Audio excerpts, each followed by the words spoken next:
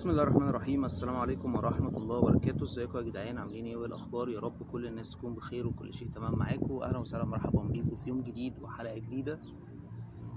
النهاردة كنت عايز اتكلم عن موضوع مهم جدا جدا جدا، وهو الشغل.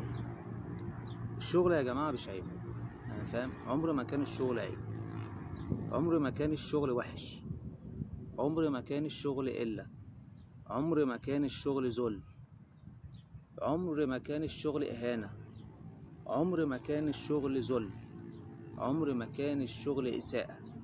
بالعكس يا جماعة، الشغل كرامة، الشغل شرف. أي حد بيشتغل ده شرف كبير ليه، دي نعمة من عند ربنا. فياريت يا جماعة الناس تعامل بعض كويس، الناس تعامل بعض حلو. لأن أنا الفترة اللي فاتت شفت ناس ما تسواش ربع جنيه في سوق الرجالة ولا في سوق الستات، وبيعاملوا عمال التوصيل وسواقين النقل الذكي، عمال التوصيل بتوع طلبات وخلافه، وبتوع النقل الذكي السواقين بتوع اوبر وكريم واندرايزر وديدي والجو ده. طبعا يا جماعه الناس دي ناقصه، يعني فاهم، الناس دي ناقصه. يعني الناس دي بعيده ان هي مريضه فهي ناقصه، الناس دي عندها نقص. الناس دي عندها نقص كبير جدا، يعني هم ناس ناقصين قوي، فاهم. عشان كده شايفين ان الشغل عيب، مع انهم ممكن يكونوا شغالين شغلانات اسوأ مليون مره من الشغلانه دي. لكن انا هنا لو بتكلم على كلمة سوء او قلت اسوأ، فقلت اسوأ من الناحية المادية.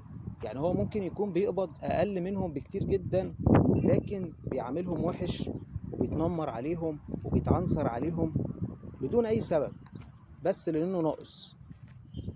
وانا الفترة اللي فاتت شفت ناس كتير جدا بيتنمروا وبيتعنصروا وبيعاملوا عمال التوصيل وسواقين النقل الذكي معاملة وحشة جدا جدا جدا، لدرجة ان في ناس منهم بيرموا الفلوس والطلبات والاوردرات لعمال التوصيل، بيرموها في وشهم.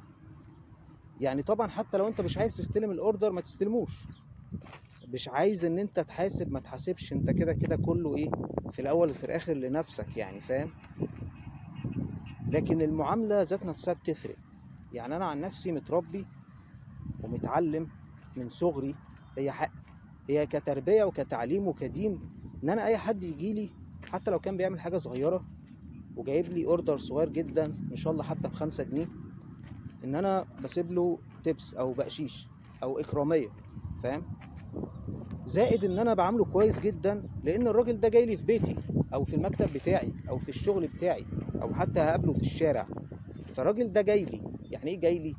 الراجل ده جاي لي يعني مفروض ان انا اكرمه، فاهم، مش المفروض ان انا اهينه.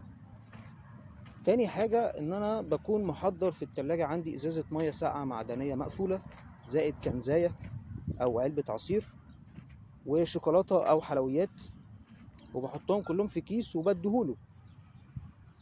يعني ده كله لله، يعني مش عايز منه اي حاجة. الفكرة كلها في ايه؟ الفرق في التربية والمعاملة. وبرضو نفس الكلام لبتوع النقل الذكي اوبر وكريم وخلافه. انا بشوف حاجات كتير وحشة قوي قوي قوي بجد يا جماعة الفترة اللي فاتت. فياريت يا جماعة الناس تتعظ بقى، فاهم، الناس تتعظ والوضع ده اتغير. يعني يا ريت الناس بس ايه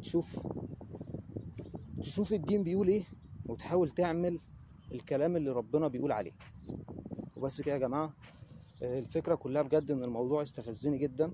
ويا جدعان اللي عنده شغل يعني مفروض يحافظ عليه، لان الدنيا بقت صعبة، فاهم. يعني الدنيا بقت صعبة جدا، وانك تسيب شغلك وتلاقي شغل جديد الحوار ده صعب قوي، يعني فاهم.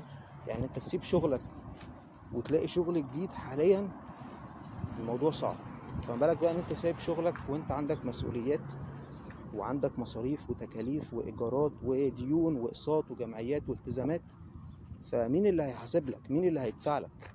فاحتمال كبير اصلا لو سبت شغلك ما تلاقيش شغل تاني. فحافظ على الشغل اللي انت فيه، لان بجد بجد الايام دي صعبة. ولو انت مش عايش معانا في الكون ولا فاهم الدنيا ماشية ازاي ولا رايحة فين ولا جاية منين، فاحب افهمك ان كده كده كل واحد ملزم بنفسه، محدش هيحط ايده في جيبه ويديلك حسابك او يديلك اكلك وشربك والجو ده، تمام. فانت مسؤول عن كل حاجة. محدش هيجي يحاسب لك ولا ياكلك ولا يشربك ولا يعيشك. انت الوحيد في الدنيا دي المسؤول عن حياتك وعن شغلك وعن دنيتك وعن اكلك وشربك ومصاريفك وعلاجك وديونك والتزاماتك وجمعياتك واقساطك. فتخيل بقى ان انت بتتكبر على الشغل، او عايز تسيب الشغل اصل حد عمل، او عايز تسيب الشغل عشان حد عاملك وحش او قل منك او اي حاجه. يعني ما تحاول، يعني ما يعني حاول على قد ما تقدر ما تاخدش الموضوع على نفسك او على شخصيتك، ما تاخدوش بشخصنه. اتعامل ميري ورسمي ومادي، وكده كده هتقابل الحلو والوحش، هتقابل ناس حلوه جدا وهتقابل ناس وحشه جدا، ده الطبيعي. لكن الاغلب حاليا للاسف الشديد الا من رحم ربي ان الاغلب وحش، فاهم؟ فاتعامل معاهم ازاي؟ اتعامل معاهم عن طريق المعامله الميري والرسمي والمادي. بمعنى ان انت تتعامل معاهم ما تديلهمش فرصه ان هم يأذوك او يضروك او يقدروك او يزعلوك او اي حاجه من الحاجات دي، فاهم؟ انت ما تديلوش اصلا من اساسه فرصه ان هو يعمل لك اي حاجه من الحاجات دي. ساعتها هو اصلا مش هيقدر يعمل لك اي حاجه، فاهم؟ وكبر دماغك وعيش. لان انت لو خدت كل حاجه على اعصابك وعلى نفسيتك وشخصيتك وشخصنت الامور هتتعب جدا جدا جدا، وهيجيلك امراض فوق الامراض اللي عندك. هيجيلك ضغط وسكر وقلب وليله كبيره قوي سعادتك، وامراض كتيره جدا. الامراض دي بتيجي للصغيرين قبل الكبار دلوقتي.